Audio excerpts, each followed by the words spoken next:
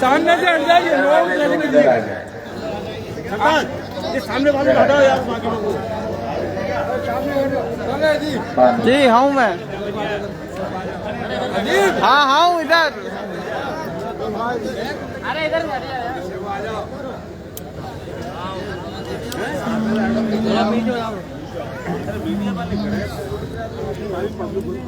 आज कोई बहुत लंबी तकरीर नहीं करूंगा।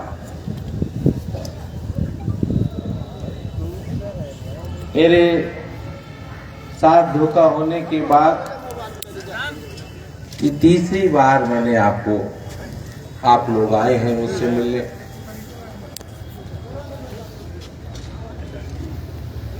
पुरानी बातें ज्यादा नहीं दोहराऊंगा। तुम लोग अच्छे से जानते हो कि 2006 से लेकर 16 साल मेरी खिदमत करने का तरीका क्या था। मजाल नहीं थी किसी पुलिस वाले की कि जो मेरे आदमी के आंख में आंख डालकर देख पाए। गरीब हिंदू और मुसलमान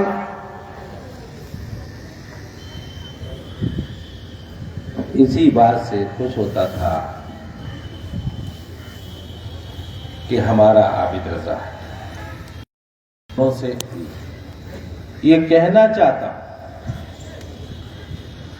कि तुम्हारा आबिद रजा चुनाव भले ही ना लड़ा हो मगर जिंदा है और बहुत मजबूत है। आज दिल छोटा मत करना। जरूरी नहीं है खिदमत करने के लिए कोई चुनाव अगर छूट गया हो, ये जरूरी नहीं है कि अगर चुनाव छूट गया हो तो तुम्हारी खिदमत करने का तरीका मेरा कम हो जाएगा या मेरी ताकत कम हो जाएगी। विधायक से भी बड़ा होता है एक लीडर। अल्लाह का करम है कि पूरे बरेली मंडल के लोग तुम्हारे आबिद रजा को बुलाने के लिए इस 14-15 दिन में बेइंतहा इंतजार में रहे। कुछ लोगों को वक्त दे पाया और कुछ लोगों को नहीं दे पाया। आज भी अभी आंवला से आ रहा हूं और सहजवान जा रहा हूं। पूरे जिले के लोगों में एक गुस्सा है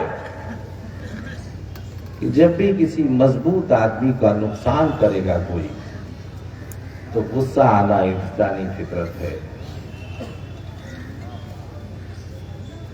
मैं कोई बहुत जज्बाती तकरीर नहीं करूंगा। आज समझाने आया हूं। अच्छा बताओ, गुस्सा कुछ कम हुआ या इतना ही है?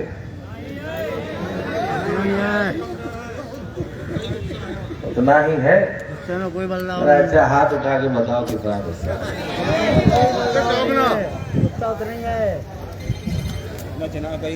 गुस्सा जरूरी भी है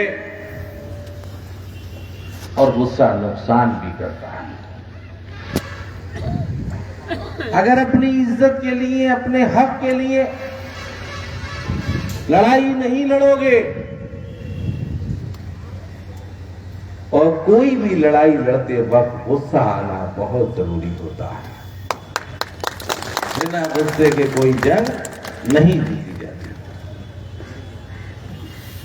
वतन के लिए, इज्जत के लिए और हक के लिए लड़ाई लड़ते वक्त कभी ये मत देखना कि सामने कितना बड़ा इंसान खड़ा है।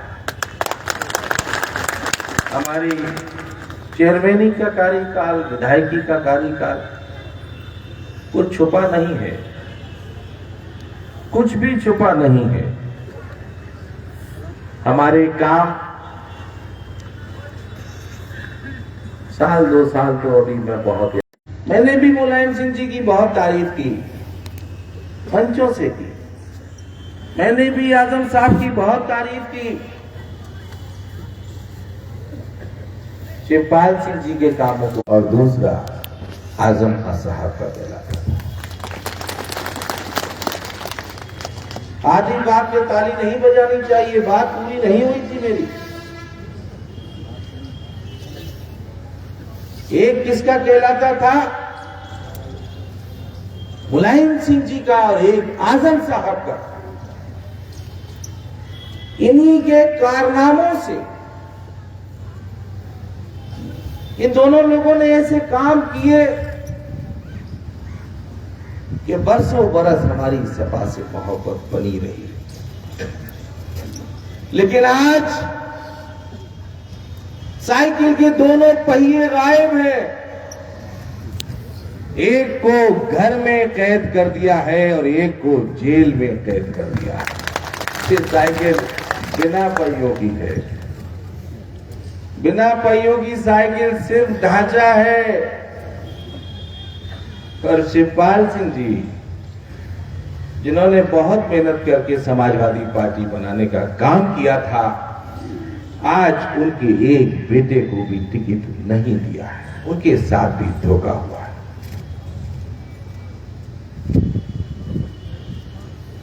कि नई सपा जो है, सुनील सिंह जैसे लोग इनके बराबर में बैठने का काम करते हैं, जो मुसलमानों को लिए ये बयान देते हैं कि उनकी बेटियों को कब्र से निकाल के बलात्कार करो।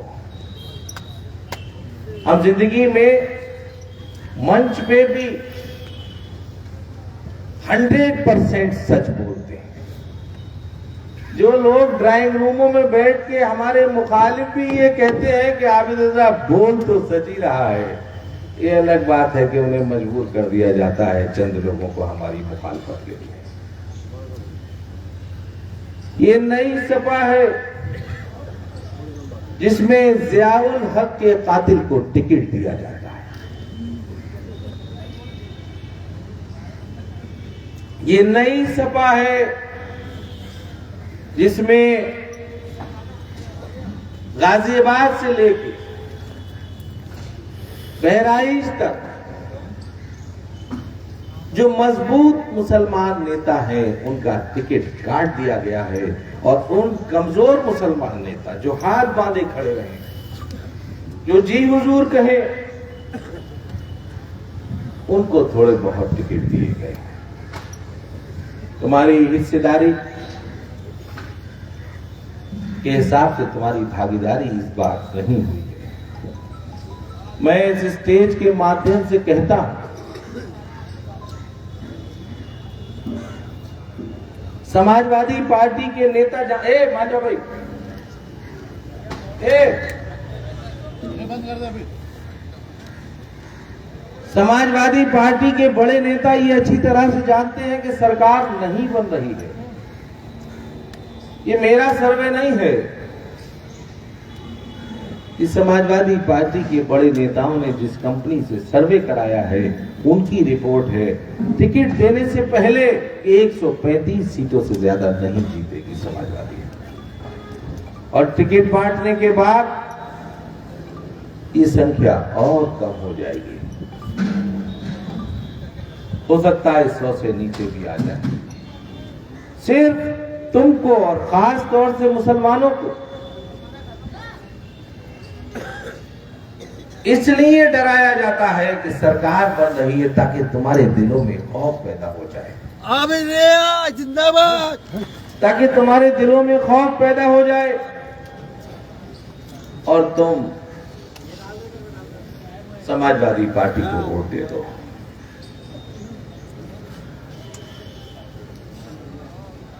धर्मेंद्र यादव जो अपने आप को बड़े नेता कहलाते हैं, मुसलमानों को भाजपा से डराने आते हैं और कहते हैं कि अगर सपा को वोट नहीं दोगे तो बीजेपी जीत जाएगी। यही कहते ना, यही कहते जरा पूछना उनसे कि आपकी बहन तो बीजेपी में है, आपकी पत्नी भी बीजेपी में है, फरकाबाद से जिला पंचायत अध्यक्ष का चुनाव जीती है, 70% घर तो आपका खुद का बीजेपी में है, और जिनसे चुनाव लड़े थे संघमित्रा जी से बीजेपी के खिलाफ, जिनसे वोट लिया, दलित भाइयों के साथ भी धोखा हुआ, मुसलमान भाइयों के साथ भी धोखा हुआ, और सेकुलर हिंदू भाई जो 4,92,000 वोटों में शामिल थे, जिन्होंने भारतीय जनता पार्टी के खिलाफ वोट दिया,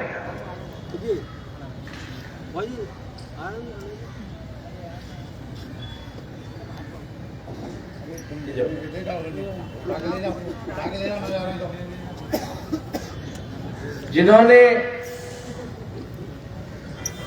भाजपा के खिलाफ वोट दिया, 4,92,000 लोग थे वो,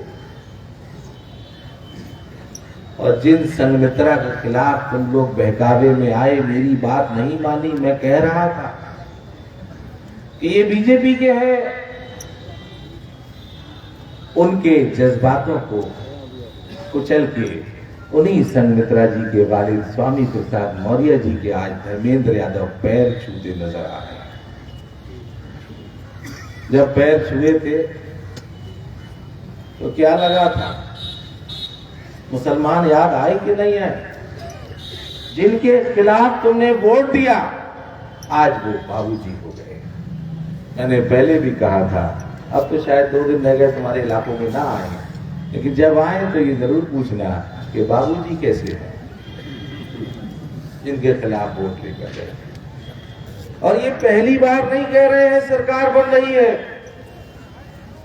17 में भी कहा था 47 सीटें जीती थी, 19 में तो 55 से 60 एमपी बन गए थे, बल्कि पुरानी सपा के नेताओं ने तो मंत्रालय भी बांट लिए थे। लेकिन जब नतीजा आया तो कितनी आई? 5 आई। 14 में 5, 17 में 47 और 19 में फिर 5। तीनों बार तुमसे यही कहा कि सरकार बनने जा रही है। बेहतरीन झूठ। अरे जब वजीर ही नहीं बचे, जिस बिना पे समाजवादी पार्टी के लोग के ताल्लुक रखने वाले लोग, माननीय मुलायम सिंह जी और माननीय आजम साहब पे यकीन रखने वाले लोग जब नहीं देख रहे हैं अपने नेताओं के कि मुलायम सिंह जी कहां हैं और आजम साहब कहां हैं, तो वोट की परसेंटेज घट रही है। 17 में इसी बात पे 47 रह गई थी। 25% यादव समाज के लोगों ने वोट नहीं दिया था, क्योंकि 17 में जनवरी में माननीय मुलायम सिंह यादव जी को राष्ट्रीय अध्यक्ष पद से हटा दिया गया था। सिर्फ इसी बात पे 25% यादव लोगों ने वोट नहीं दिया था। 19 में भी नहीं दिया। और आज भी मुसलमानों की बात छोड़ो, जो यादव समाज के लोग बीजेपी में गए हैं वो लोग हैं जो मुलायम सिंह जी से प्यार करते थे, शिवपाल सिंह जी से प्यार करते थे। मैं किसी की बुराई नहीं कर रहा। आज मैं जब निकलता हूं सहसवान, शेखुपुर, खास तौर से मुसलमान भाइयों से कहना चाहता हूं कि जब मैं तकरीर करने जाता हूं और कहता हूं कि शेखुपुर में 1,40,000 मुसलमान हैं और 50,000 यादव हैं, और जब हम ये सवाल करते तो एक बेहतरीन अंदाज लाए हैं 15 दिन। हमने जब कहा शेखुपुर में कि धर्मेंद्र जी बताओ, तुम्हारी मुसलमान और दलित वोटों ने इज्जत रखी थी, 1 लाख यादव लोगों ने वोट नहीं दिया था, लेकिन जब टिकट देने की बारी आई तो किन्नौर, सहजवान, शेखुपुर, दातागंज, तुम्हें सिर्फ एक टिकट, सिर्फ एक, और वो भी सुन लो, कसम खाकर कहता हूं, वो टिकट भी मुसलमान को नहीं मिलने जा रहा था। कसम ख्वाजा साहब की खाकर कहता हूं, वो टिकट भी एक गैर मुस्लिम को ही मिलने जा रहा था। गैर मुस्लिम मेरे भी साथी हैं, लेकिन हिस्सेदारी के ये नियत है, ये सोच है। याद रखना, अगर तुम लोग न संभले और तुमने मेरी बात न मानी तो आने वाली नस्लों को तुम गुलामी देकर जाने वाले हो। जो काम आरएसएस का था, आज वो काम बदायूं में धर्मेंद्र यादव कर रहे हैं। मुसलमानों को बिरादरियों में बांट रहे हैं, ताकि आने वाले वक्त में मुसलमान और कमजोर हो जाए। मैंने 12-15 दिन में जो रिपोर्ट मांगी अपने लोग, अपने साथियों से, आज की तारीख में जो मेरे पास रिपोर्ट है, हो सकता है सही ना हो और हो सकता है गलत भी ना हो। मेरे साथियों ने कहा है, एक, बहुत सारे मुसलमान वोट डालने ही नहीं जाएंगे। दूसरा, कुछ नौजवान ने मुझसे खुद आकर कहा कि हम नोटा को वोट डाल को भी डालना चाहते हैं। जो मुझसे मेरी वजह से नाराज है वो बीएसपी को भी डालना चाहते हैं। और कुछ लोगों ने मुझसे तो नहीं कहा, शर्म में, लिहाज में, लेकिन बहुत सारे चमकते मुसलमानों का फोटो मैं बीजेपी के प्रत्याशी के साथ भी देखता हूं। जब मेरे लोगों ने उनसे बात की तो उन्होंने यही कहा कि मुसलमान जब 5 जगह बट रहा है तो हम जीतने वाले के साथ जा रहे हैं। कि मेरी राय नहीं है, मैं जिंदगी में नहीं कह सकता बीजेपी के लिए, हमेशा रहूंगा, लेकिन हर आदमी के अपने अलग अलग ख्यालात होते हैं, हर आदमी की सोच अलग अलग है, सब लोग एक राय नहीं हो सकते। लेकिन मुझे उस वक्त बहुत अफसोस हुआ जब मुझे ये पता चला कि मुसलमान बीजेपी में भी जा रहा है। मुझे अपने टिकट कटने से ज्यादा तकलीफ हुई कि धर्मेंद्र यादव, तुमने इस तरह से बर्बाद किया समाजवादी पार्टी को कि आज मुसलमान बीजेपी में भी जाने को मजबूर हो गया। खुद नहीं कमाई थी ना, खुद मेहनत नहीं की थी। दरअसल शायद तुम्हें यह नहीं मालूम है कि धर्मेंद्र यादव हिंदुस्तान का सबसे छोटा चुनाव लड़के सियासत में आए थे। ए भाई इसे छोड़ दो, इसे पास हट जाओ। सबसे छोटा चुनाव, मालूम नहीं मालूम। बीडीसी का चुनाव लड़े थे, पहले प्रमुख बने थे। एमपी भले ही बन गए हो नेताजी के परिवार में पैदा होने के बाद, लेकिन उनकी सोच नहीं बदली, बीडीसी मेंबर के बीडीसी मेंबर ही रहे। हिंदुस्तान का सबसे छोटा चुनाव लड़े थे, सोच नहीं बदल पाए। और जो बरसों बरस मुलायम सिंह यादव जी ने और आजम खान साहब ने और शिवपाल जी जैसे लोगों ने मेहनत करके गाड़ी कमाई बनाई थी, उसे लुटाने में उन्हें चंद लम्हे, चंद दिन लगे। क्या अफसोस की बात नहीं है? बात बहुत जज्बाती इसलिए नहीं कर रहा हूं कि समझाने आया। आज मुसलमान अगर बदायूं का बीजेपी में जा रहा है तो इसके जिम्मेदार सिर्फ और सिर्फ धर्मेंद्र यादव। अब क्या बचा? अब मुस्लिम इलाकों में कैसे जाएं धर्मेंद्र यादव के? हालांकि मैंने कहा था कि पैर की छुंगली से लेके सिर के बाल तक नंगा करूंगा। अभी सियासी वक्त है, 14 के बाद बहुत वक्त बचा है, सब बताऊंगा। मुस्लिम इलाके में घूम नहीं पा रहे हैं, अब एक काम कर रहे हैं। अब एमएलए तो बढ़ गए, अब एमएलसी बांट रहे हैं। शहर में चेयरमैन ही बांट रहे हैं,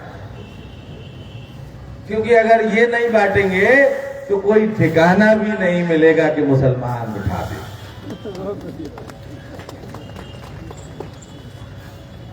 चेयरमैनी लड़ने वाले लोगों, खासतौर से मुसलमानों,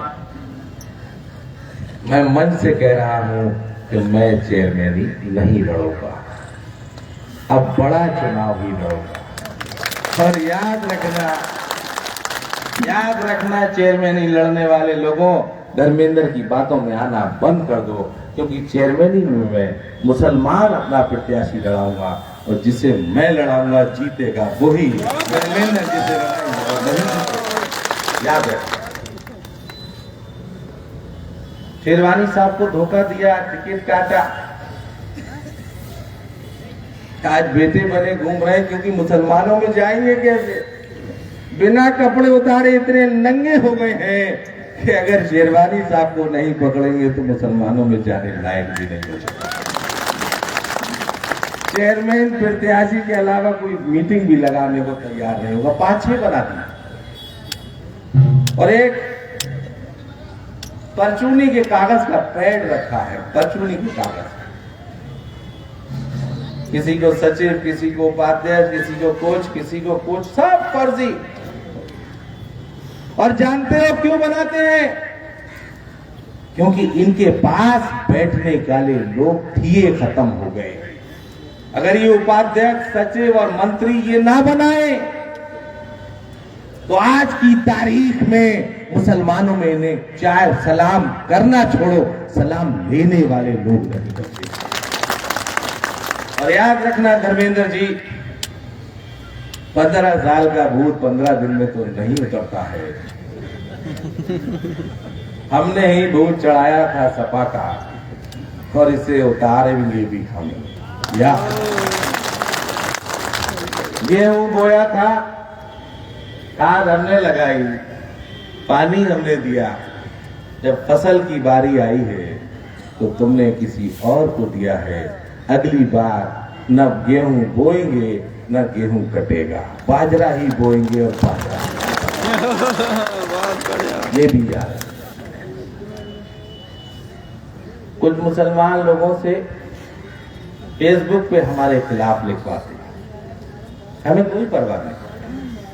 उनसे भी एक बात कहना चाहते हैं कि हमारे खिलाफ लिखने में अगर तुम्हारी इज्जत बढ़ती है तो हमें ये मंजूर है, खूब लिखने। और चेयरमैनी लड़ने वालों से भी कहना चाहता है, क्योंकि मैं चुनाव अब बड़ा ही लड़ूंगा, छोटे चुनाव अब नहीं लड़ूंगा। इसलिए धर्मेंद्र जी, ये चाल तुम्हारी आज के बाद खत्म। एमएलसी तुम कितनों को दोगे? किसी को राज्यसभा बांट रहे हो, किसी को एमएलसी बांट रहे हो। अभी लोगों को तुमने एक धोखा दिया है, बार बार धोखे खाने के बाद तुम्हारे साथ लोग नहीं बचेंगे। अब रही चुनाव की बात,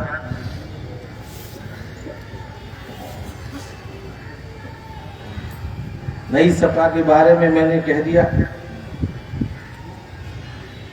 अंसारी भाइयों से कहना चाहता हूं, अगर उनकी वोटर लिस्ट से, उनके पर्चे में मैंने देखा है, एक वीडियो मैंने देखी थी, उनकी मार्कशीट में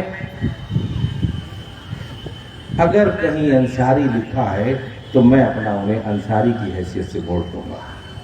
अगर अंसारी लिखा है साबित करना पड़ेगा, और नहीं लिखा है, नहीं साबित कर पाओगे तो ये अंसारी भाइयों तुम्हें भी गुमराह करने का काम कर रहे हैं। कल तक का टाइम है, कल रात तक ये है। मैं उनके बारे में कोई बुराई नहीं करना चाहता, लेकिन गुड़गांव में चुनाव लड़ते वक्त चौधरी, इस्लामिक सेंटर का चुनाव लड़ते वक्त शेख, और बदायूं में कटआउट से लेके मार्कशीट से लेके पर्चे तक जिस शख्स ने आज तक अंसारी नहीं लिखा हो, क्या अंसारी लिखना बुरी बात है? जो जिस बिरादरी का होता है उसे फख्र से कहना चाहिए। तो पहले ये तय करके बता दो कि वो किस बिरादरी के हैं, ताकि मैं उनके बारे में कुछ नहीं कहूं। मैंने उनका पर्चा भी देखा, ना उनके नाम के आगे, ना उनके वालिद के नाम के आगे कहीं अंसारी नहीं लिखा है।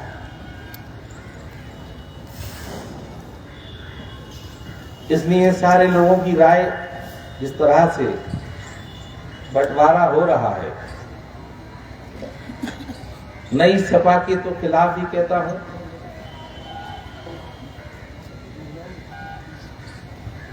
मैंने इस बार तुम्हारा कहना मानना है, अपना कहना तुम्हें बदायूं में नहीं मनवाना है।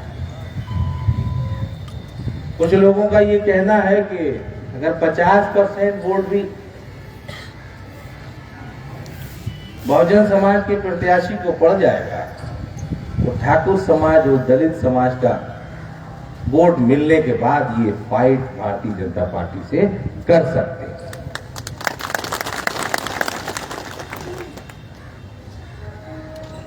100% वोट किसी को नहीं मिल सकता, और आज के वक्त में बहुत जबरदस्त बंटवारा है। बहुत सारे लोग घर से वोट डालने ही नहीं जाएंगे, उन्हें मालूम है कि वोट कामयाब नहीं होने वाला है। बहुत सारे लोगों ने कहा कि बीजेपी 90,000 पे पहुंचेगी। बहुत सारे लोगों ने कहा कि मुसलमान हम सब वोट भी दे देंगे तो 40 से 45,000 से एक संख्या भी बढ़ती नहीं पहुंच सकती। हाँ, एक वर्ग ने मुझसे यह भी कहा है कि 50 से 60% मुसलमान, मैं किसी पार्टी में नहीं हूं, अगर राजेश को पड़ जाता है, ये मेरा कहना नहीं है, तो दलित समाज के वोट, उनका अपना ठाकुर समाज, और 40 से 50% अगर मुसलमान, तीन बिरादरियां जुड़ गई तो ये भारतीय जनता पार्टी से मुकाबला करने में सक्षम है।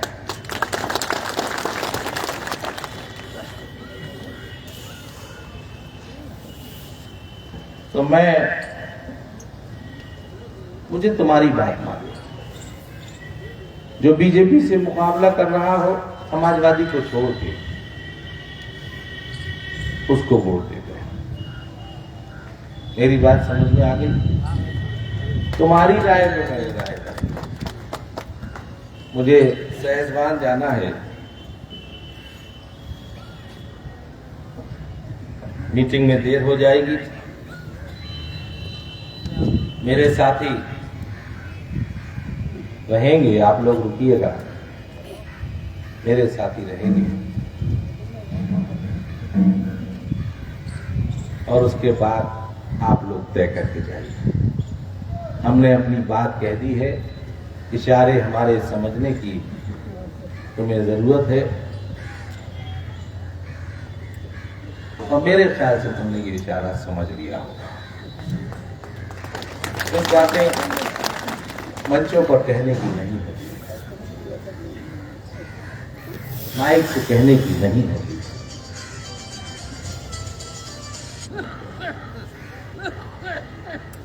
मुसलमानों, तुम इकट्ठे होके भी बहुत कमजोर, इसलिए बिरादरियों में मत बंटो। ये लोग शेखुपुर में भी, नई सपा के लोग यही काम कर रहे हैं। ये लोग सहजवान में भी नई सपा के लोग मुसलमानों को बिरादरियों में बांटने का काम कर रहे हैं। मैं आने वाली जिंदगी में पता नहीं कब तक जिंदगी मेरी है कि नहीं, कितनी है मुझे नहीं मालूम। आने वाली जिंदगी में तुम्हें यकीन दिलाता हूं, जितनी आवाज मेरी आज तक तुम्हारे लिए मजबूत थी, इससे आज के बाद 100 गुना मजबूत तुम्हारी आवाज होगी। ये तुमसे मेरा वायदा है। लीडर बनना मुश्किल है, विधायक और एमपी बनना आसान। लीडर बहुत मुश्किल से बनता है। मैं तुम्हारी लड़ाई लड़ते वक्त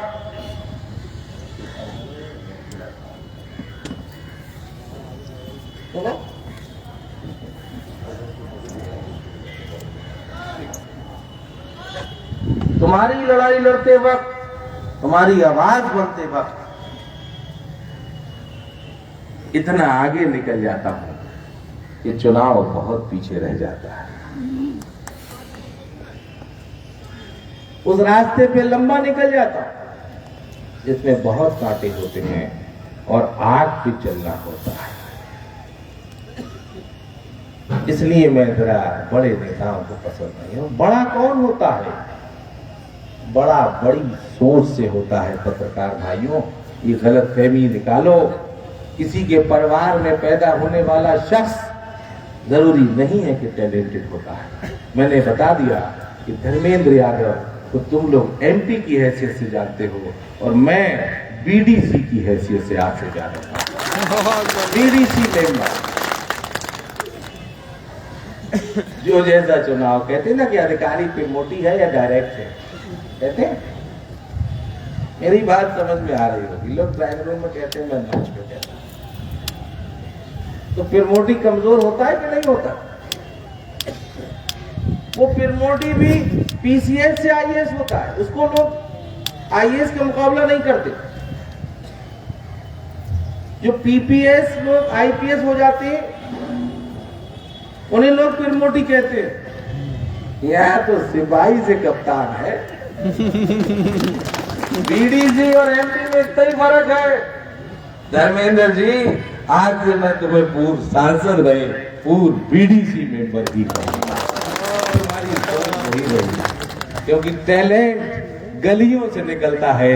परिवार में पैदा होके कोई शख्स अगर टैलेंटेड होता तो सचिन का बेटा भी सचिन बन जाता, अमिताभ बच्चन का बेटा भी अमिताभ बच्चन बन जाता, अजहरुद्दीन का बेटा भी अजहरुद्दीन बन जाता। कोई नहीं बना। ये अल्लाह निजाम चला रहा है। अगर विरासतों में टैलेंट बढ़ते तो गरीबों तुम्हारे हिस्से में कुछ नहीं आता। टैलेंट अल्लाह ताला, ये दुनिया अल्लाह चलाता है। टैलेंट गलियों में गरीबों के घर में अल्लाह देता है। कोई भी शख्स उठा लो, माननीय मुलायम सिंह जी को उठा। उस वक्त कांग्रेस की इतनी मजबूत हुकूमत होती थी कि किसी के बोलने की हिम्मत नहीं होती थी। बताओ, झोपड़ी में टैलेंट दिया कि नहीं दिया? मजबूत से लड़े। राजनारायण ने सिटिंग प्राइम मिनिस्टर हरा दी थी, इंदिरा गांधी जी। निर्दलीय चुनाव लड़े थे। तो अल्लाह को जिससे किससे कब और कहां क्या काम लेना है ये वो तय करता है, तुम नहीं करते। अल्लाह से डरना सीखो। और खास तौर से मुसलमान भाइयों, नमाज पढ़ा करो, अल्लाह से डरा करो और हमारे लिए दुआ किया करो कि हम तुम्हारी मजबूत आवाज बने। हमारा हौसला और हिम्मत अल्लाह कायम करे। जो हम करते हैं वो छोटे हौसले की बात नहीं होती है, बहुत बड़े हौसला चाहिए होता है, इतनी बड़ी हिम्मत चाहिए होती है। आज बहुत हल्के हल्के इसलिए बोला हूं कि तुम्हें समझाना था, तुम्हें बताना था। तुम्हारा बहुत बहुत शुक्रिया कि तुम लोगों ने इस चुनाव में बहुत मजबूती से मेरा साथ दिया था। गैर मुस्लिम लोग भी थे, मुस्लिम भी थे, कोई मजहब कोई बिरादरी के लोग ऐसे नहीं थे जिन्होंने मेहनत ना की हो। लेकिन कोई बात नहीं, अल्लाह ने कहा है, भगवान ने कहा है मेहनत कर सिला दूंगा, ये नहीं लिखा है कि फौरन दूंगा। मेहनत कभी जाया नहीं जाती, ये मेहनत तुम्हारे मेरी ताकत में बहुत आगे काम आएगी। और मैं कमजोर नहीं हुआ, मैं टिकट कट के और मजबूत हुआ। आज लखनऊ से टेलीफोन आया था, इलाहाबाद से आ रहा है, अयोध्या से आ रहा है, बहुत सारी जगह जा नहीं पाए। तो साबित हुआ, अभी साबित हुआ कि धोखे से जो मेरा टिकट काटा गया,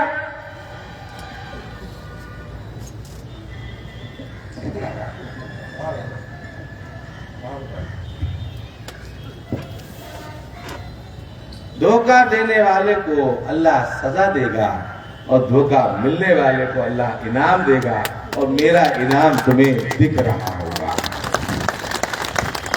पहले एक विधानसभा में मुझे लोग सुना करते थे, आज पूरे उत्तर प्रदेश में मुझे लोग सुनने को तैयार बैठे। बताओ मैं कमजोर हुआ या मजबूत हुआ? पर जिन्होंने धोखा दिया वो मुस्लिम इलाकों में ये देख रहे हैं कि ये अंडे टमाटर ना मार दे। बधाइयों में तो जरा दिक्कत कम है, लेकिन जरा जाके दिखाओ धर्मेंद्र जी, शेखुपुर में अकेले जरा जाके दिखाओ, सहजवान मुसलमानों में शायद बिना अंडे टमाटर के नहीं आओगे। मैं तो चैलेंज करता।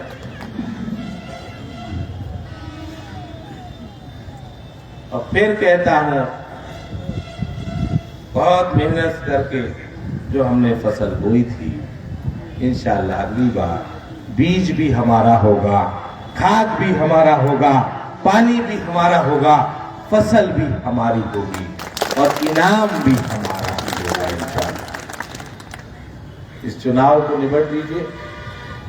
मेरा रिश्ता तुम्हारा पूरी जिंदगी का है, चुनाव का नहीं है। जब तक जीऊंगा तुम्हारे बीच जाता रहूंगा और तुम्हें बुलाता रहूंगा। इस चुनाव के बाद आजाद हो जाओ, फिर इंशाअल्लाह बुला के सियासी बात करेंगे।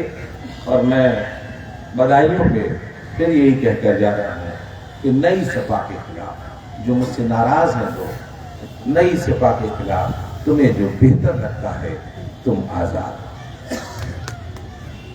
ये बताते खूब समझ। मैं जा रहा हूं, सहजवान में देर हो जाएगी।